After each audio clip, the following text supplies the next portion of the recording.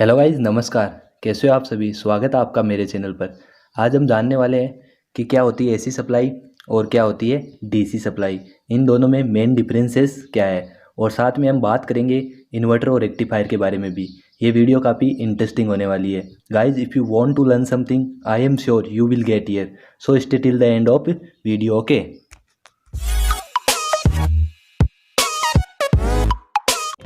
ये कुछ की पॉइंट्स है जिनका अपन इस वीडियो में डिस्कशन करने वाले हैं कि फ्रीक्वेंसी क्या होती है, एसी सप्लाई और डीसी सप्लाई में मेन डिफरेंसेस क्या होते हैं, पावर फैक्टर का एसी और डीसी सप्लाई में क्या रोल होता है, रेक्टिफायर क्या होता है और इन्वर्टर क्या होता है। ठीक है, सबसे पहले हम जानते हैं कि फ्रीक्वेंसी क्या होती है। एसी और डीसी सप्लाई को पढ़ने से पहले हमें फ्रीक्वेंसी को जानना काफ़ी ज़्यादा इंपॉर्टेंट होता है। इसी से अपन एसी और डीसी को आसानी से समझेंगे। तो देखते हैं इसकी डेफिनेशन।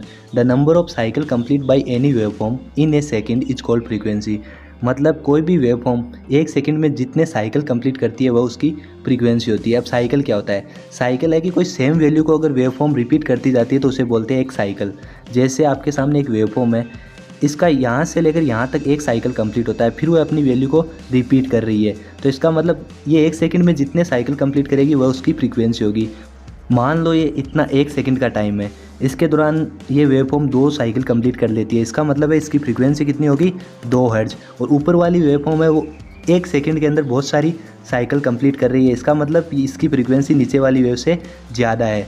ठीक है, और फ्रीक्वेंसी हर एक वेवफॉर्म की होती है। जैसे मैं बोल रहा हूँ, इसको अगर अपन वोल्टेज में कन्वर्ट करेंगे या इलेक्ट्रिकल सिग्नल में कन्वर्ट करेंगे तो उसकी भी एक पर्टिकुलर फ्रीक्वेंसी होगी। ठीक है, एसी वर्सेस डीसी सप्लाई, कि एसी सप्लाई और डीसी सप्लाई में क्या मेन अंतर है। तो सबसे पहला जो मेन अंतर है वो आप वेवफॉर्म से समझ सकते हो। इधर वाली वेवफॉर्म है एसी सप्लाई की और इधर वाली है डीसी सप्लाई की। इसे देख के हम आसानी से बता सकते हैं कि एसी सप्लाई में जो क्वांटिटी जैसे वोल्टेज, करंट और पावर है उसकी वैल्यू टाइम के साथ चेंज हो रही है। जैसे यहाँ पे क्लेश है, जीरो है, यहाँ पे मैक्सिमम है, यहाँ पे फिर जीरो होती है, फिर नेगेटिव में पीक आता है, फिर जीरो हो जाती है। मतलब टाइम के साथ वैल्यू चेंज कर रही है। वाइल डीसी सप्लाई में क्या हो रहा है कि टाइम के साथ वैल्यू कांस्टेंट है। पावर, वोल्टेज और करंट की वैल्यू टाइम के साथ अपन को कांस्टेंट नज़र आ रही है। इसका मतलब यही मेन डिफरेंस होता है डीसी और एसी में। अभी अपन देखेंगे कि एसी की फ्रीक्वेंसी 50 हर्ट्ज किस प्रकार होती है। तो आप वेवफॉर्म को देखो, तो ये जो एसी की वेवफॉर्म है वो साइनोसोडली वेरी करती है। इसका मतलब है कि ये एक साइकिल इस प्रकार कंप्लीट होता है। इस प्रकार से एसी वेव क्या करती है, एक सेकंड में 50 साइकिल अपने कंप्लीट कर लेती है। तो अपन बोलते हैं कि अपनी एसी की जो फ्रीक्वेंसी है वो 50 हर्ट्ज होती है। और आप देख सकते हो कि एक साइकिल में एक यहाँ पे वैल्यू जीरो होती है, एक यहाँ पे, मतलब एक साइकिल में 2 बार अपनी एसी सप्लाई की वैल्यू जीरो होती है। इसका मतलब है कि 50 हर्ट्ज फ्रीक्वेंसी में अपनी जो लैंप है वो 100 बार बंद होगी, पर अपने को ये पता नहीं चलता है क्योंकि ये प्रोसेस काफ़ी फास्ट होती है। अगर हमें एसी सप्लाई की फ्रीक्वेंसी को फील करना है तो अपन एक वेरिएबल फ्रीक्वेंसी ड्राइव, जिसे वीएफडी बोलते हैं, उसको लगा सकते हैं लैंप से पहले। वो क्या करेगा, फ्रीक्वेंसी को वेरी करने के लिए काम में आता है। ठीक है, इसको लैंप से पहले लगा देंगे और उसकी फ्रीक्वेंसी अपन 1 हर्ट्ज पे सेट कर देंगे। 1 हर्ट्ज का मतलब है कि एक ही साइकिल एक सेकंड में कंप्लीट करेगा। तो 2 बार उसकी वैल्यू क्या होगी, जीरो होगी। तो वो अपने को ज़्यादा फील आएगा। जब अपन लैंप को ऑन करेंगे तो लैंप कंटिन्यूसली बंद और चालू होगी, जिससे अपने को पता चलेगा कि इस लैंप की फ्रीक्वेंसी कम है। और डीसी सप्लाई में वीएफडी वर्क नहीं करेगा क्योंकि इसमें फ्रीक्वेंसी होती नहीं है, मतलब जीरो होती है। ठीक है,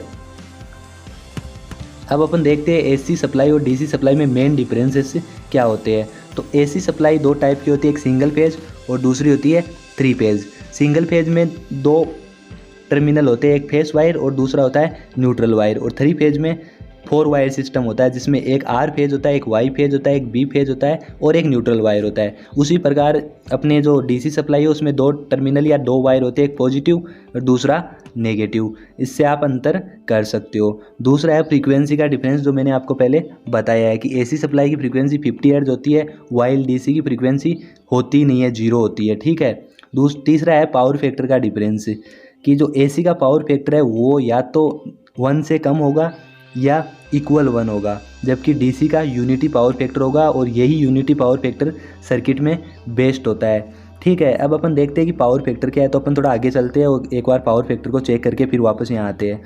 तो आपको पता है कि एसी सप्लाई में साइनोसोडली वोल्टेज और करंट वेरी करती है। अगर किसी डिस्टरबेंस की वजह से वोल्टेज और करंट की वेवफॉर्म के बीच में कोई डिफरेंस आ गया है एंगल का और टाइम का, या तो करंट की वेवफॉर्म वोल्टेज के बाद स्टार्ट हो रही है या पहले स्टार्ट हो रही है, तो जो ये डिफरेंस आता है इसे अपन बोलते हैं पावर फैक्टर। ठीक है, तो एसी सप्लाई में जो पावर फैक्टर है वो या तो 1 से कम होगा या 1 होगा। 1 कब होगा? जब रजिस्टिव सर्किट होगा अपना ओनली। बाकी इंडक्टिव और कैपेसिटिव सर्किट है तो उसमें 1 से कम ही होगा।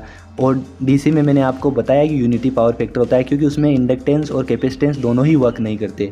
एसी सप्लाई को अपन जनरेट करने के लिए अल्टरनेटर का इस्तेमाल करते हैं, जिसे एसी जनरेटर भी बोलते हैं। और डीसी सप्लाई को जनरेट करने के लिए अपन डीसी जनरेटर का इस्तेमाल करते हैं। ठीक है, तो ये हमने देखा था कि पावर फैक्टर क्या होता है।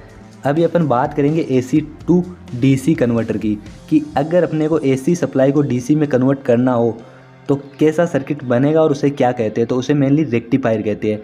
यहाँ से अपन क्या देंगे, इसमें इनपुट एसी सप्लाई अपन इनपुट फीड करेंगे और अपना जो आउटपुट मिलेगा लोड में वो क्या मिलेगा, डीसी सप्लाई मिलेगा। ठीक है, तो ऐसा क्या है इस सर्किट में जो डीसी सप्लाई आउटपुट अपने को मिलेगा, तो आप देख सकते हो कि इसमें डायोड का एक ब्रिज सर्किट यूज में लिया गया है। आपको पता है कि डायोड जब फॉरवर्ड बायस में होता है उसके 2 टर्मिनल होता है, एक पॉजिटिव और दूसरा होता है नेगेटिव। जब फॉरवर्ड बायस में होता है तो सर्किट को क्या करता है, क्लोज करता है, और जब रिवर्स बायस में होता है तो सर्किट को ओपन करता है। अब अपन क्या करेंगे, ब्रिज सर्किट में इनको इस प्रकार कनेक्ट करेंगे कि प्रोसेस कुछ ऐसी होगी, जो अपनी एसी सप्लाई इस प्रकार से है, जो नेगेटिव साइकिल है उसको वो पॉजिटिव में ही कन्वर्ट कर देगा, मतलब यूनी डायरेक्शनल कर देगा। जैसे एसी सप्लाई में डायरेक्शन चेंज हो रही है, पहले पॉजिटिव में थी फिर नेगेटिव में थी, अभी ये क्या करेगा, पॉजिटिव साइकिल को पॉजिटिव में रहने देगा और नेगेटिव को भी पॉजिटिव में कर देगा। तो ये डीसी बन गई, बट वेरिएबल डीसी है जो वेरी कर रही है।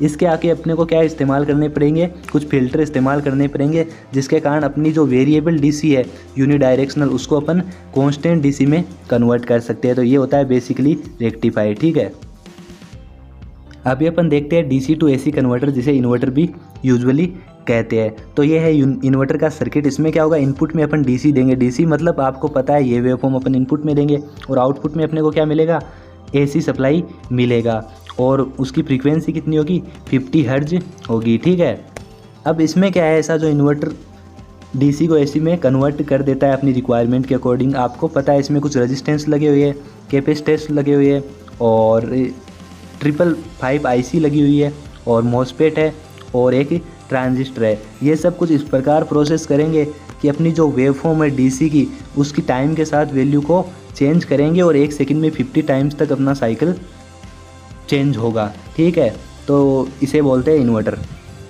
तो गाइज़ ये है इन्वर्टर सर्किट जो डीसी सप्लाई को एसी सप्लाई में कन्वर्ट करता है। अभी जो मैंने रेक्टिफायर सर्किट और इन्वर्टर सर्किट को कम्प्लीटली एक्सप्लेन नहीं किया, इसका रीज़न है कि ये वीडियो काफ़ी लॉन्ग हो जाएगा। तो नेक्स्ट कभी वीडियो बनाऊंगा तो उसमें इनको डिटेल में समझाऊंगा कि कैसे आखिर इन्वर्टर और रेक्टिफायर वर्क करते हैं। ठीक है, तो गाइज़ ये था आज का हमारा वीडियो, होप आपको पसंद आया होगा। Thank you guys for watching my channel. अगर आपको वीडियो पसंद आया हो तो लाइक करें, शेयर करें, and do not forget to subscribe. If you have any question regarding to this topic, you can simply ask in comment box, I will reply you surely. Okay.